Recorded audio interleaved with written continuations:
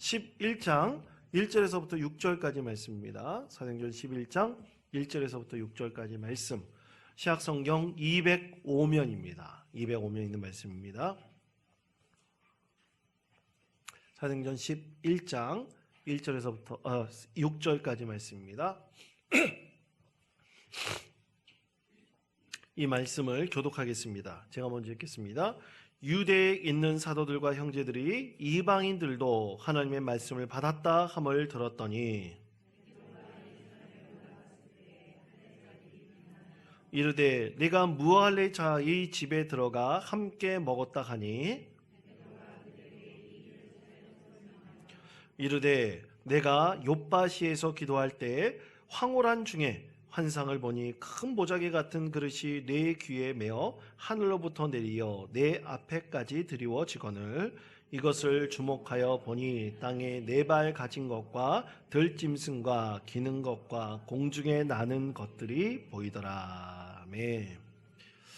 지난주에 이어서 사도행전 11장 1절에서부터 6절까지 말씀을 통해서 하나님 말씀을 나누려고 합니다. 여러분, 저는 TV를 잘 볼까요? 안 볼까요? TV 잘 보게 생겼습니까? 잘 안 보게 생겼습니까? 예?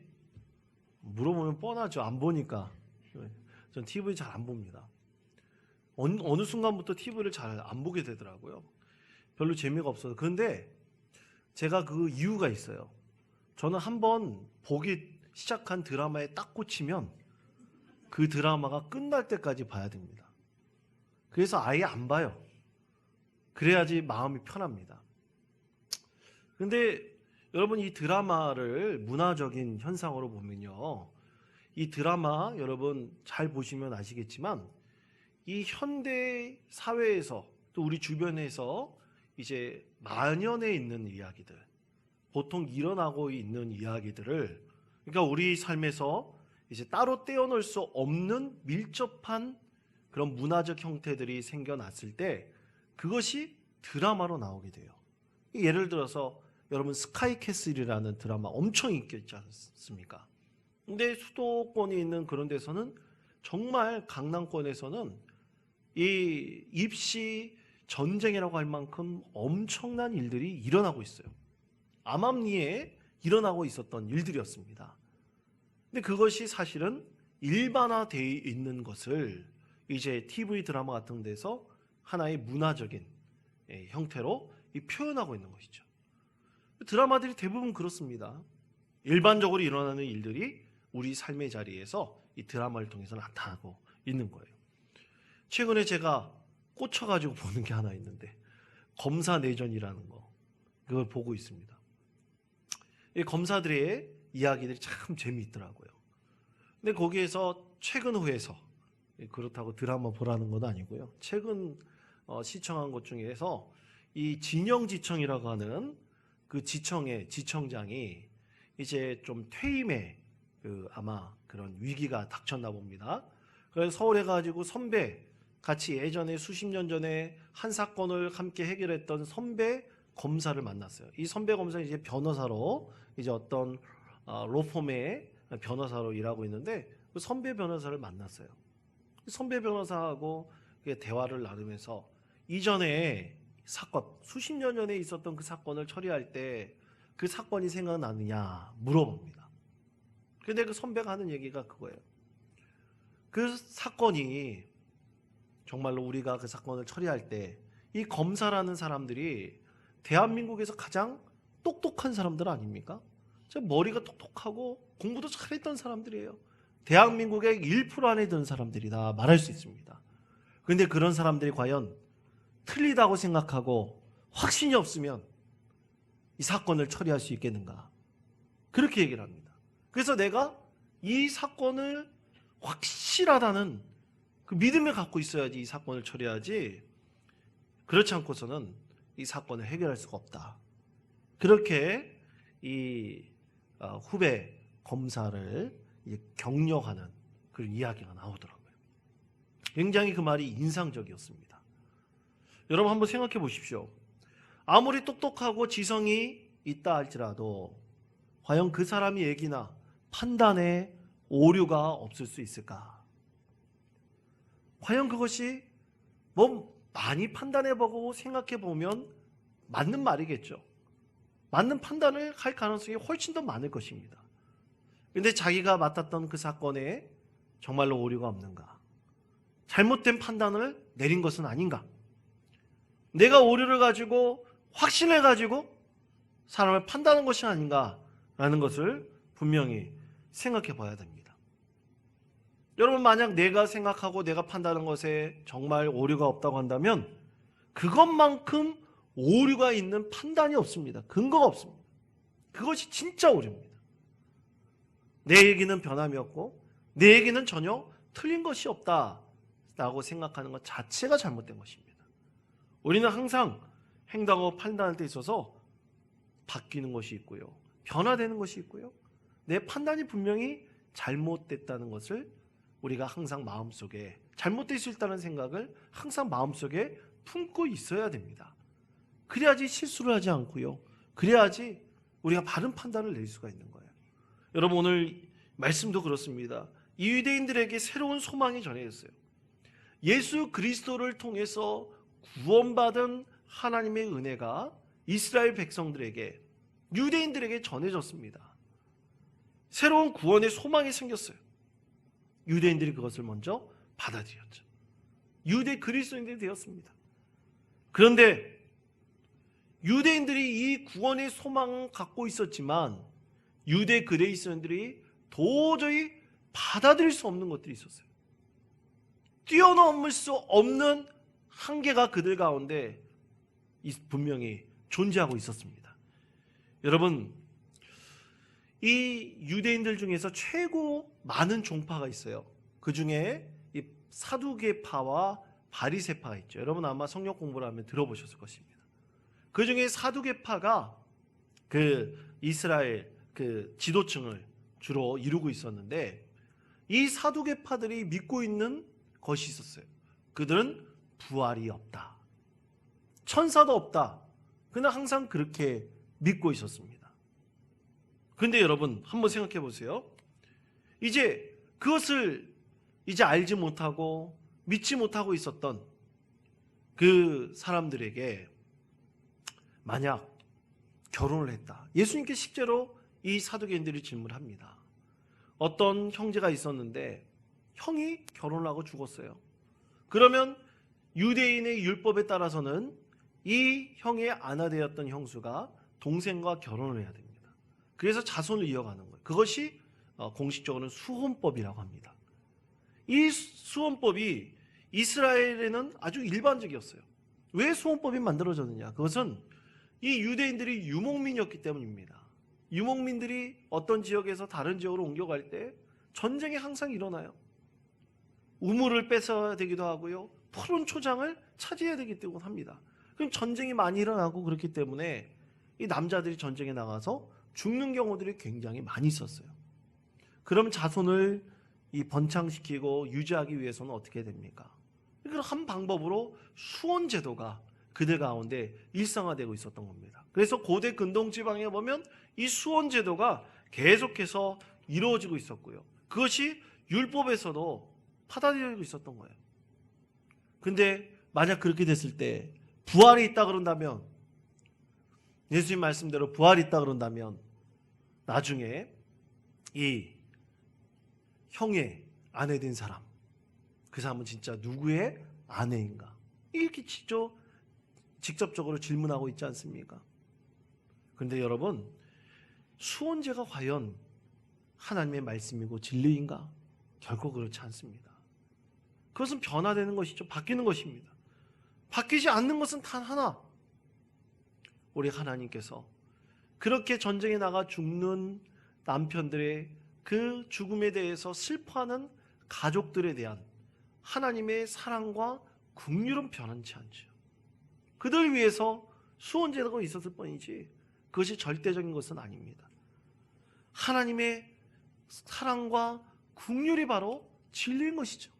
여러분, 그것이 바로 복음인 것입니다. 하나님의 이 사랑과 긍휼이 변치 않는다는 것, 그것이 바로 우리에게 전해진 복음, 하나님의 뜻인 것입니다. 이런 사랑과 긍휼은 절대로 변하지 않고 어떤 상황과 환경에 바뀌더라도 하나님께서 우리를 향한 긍휼과 사랑은 결코 바뀌지 않는다. 이것이 복음이어야 되는 것입니다. 수원제 같은 것이 결코 진리가 아닙니다. 그것이 복음이 될 수가 없습니다. 유대인들에게 있어서도, 특히 유대인이면서 이제 처음 예수님을 믿게 된 그리스도인들이 이 율법에 있어서 복음 절대로 바뀌지 않는다. 율법과 연결되어 있는 복음의 내용들은 바뀌지 않는다고 그들이 믿고 있었던 것이죠. 그래서 정결법을 지키지 않는, 그리고 할례도 받지 않는 다른 문화와 관습을 갖고 있는 이 이방인들이 과연 예수님을 믿을 수 있을 것인가? 그들은 이것에 대해서 절대로 그럴 수 없다. 그들이 정결법을 지키고 할례를 받는 그런 그리스도인이 되지 않으면 절대로 예수님을 믿을 수 없다. 유대 그리스도인들이 그렇게 확신하고 믿고 있었던 것입니다. 그런데 여러분, 복음은요, 문화에 따라서, 상황에 따라서 다 바뀝니다. 변화가 됩니다. 근데 그 안에 있는 진리는 결코 바뀌지 않는 거예요. 좀 전에 말씀드린 하나님의 긍휼과 사랑, 우리를 구원하시기 원하는 하나님의 긍휼하심과 사랑의 복음의 내용은 결코 바뀌지가 않습니다. 여러분, 4절 말씀을 한번 보십시오. 오늘 4절 말씀 우리 다 같이 한 목소리로 봉독하겠습니다. 베드로가 그들에게 이 일을 차례로 설명하여. 아멘. 저는 이 짧은 말씀에 참으로 놀라운 은혜가 있다고 생각을 합니다. 유대 그리스도인들에게 지금 그들이 뛰어넘을 수 없는 어떤 큰 장벽 같은 데 놓여 있는 이 유대 그리스도인들에게 베드로는 오늘 뭐라고 말씀하고 있습니까? 그들에게 이 일을 차례로 설명했다고 했어요. 이 일이 뭡니까? 바로 유대인들 아닌 이방인들에게 처음으로 복음이 전해진 이 사건에 대해서 차근차근 아주 자세하게 설명을 했다고 했어요. 그럼 이 설명의 중요한 내용은 무엇이냐? 그것은 바로 성령의 역사하심에 대해서 자세하게 알려주었던 것입니다. 여러분, 믿음은 성령의 역사에서부터 시작되었어요.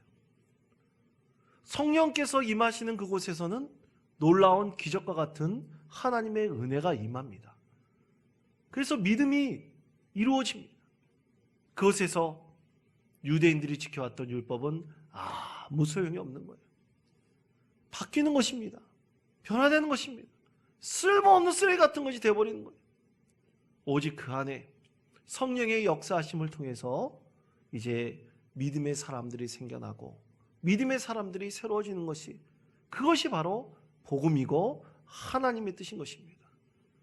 다음 시간에 이 유대인들 이외에 이방인들에 전해진 복음의 내용을 다시 한번 또 하나님의 말씀을 나누려고 하는데요, 베드로는 그것에 대해서 차근차근 설명했다.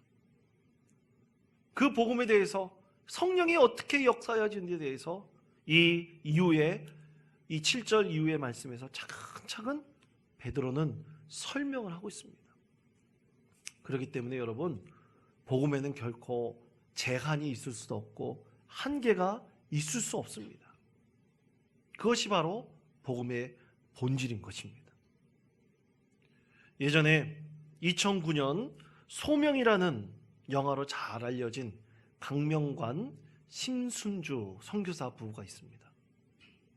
이들은 1999년 브라질에 있는 원주민 지역으로 파송을 받았습니다. 참 그렇게 떠들썩하게 세상에 질타를 받았던 이 명성교회가 그들을 후원하여서 파송 선교사로 브라질 지역에 파송을 했습니다. 참 하나님께서는 놀라운 방식으로 오늘날 우리에게도 임하시는데 참 그 교회가 많은 도움을 줬습니다. 브라질 원주민 그 깊은 곳에 바나와 부족을 섬기는데요, 이 바나와 부족은요 글이 없어요. 말은 있는데 글이 없습니다. 글이 없으니까 어떻게 됩니까? 숫자를 쓸 수도 없고 자기의 말을 표현할 수도 없어요.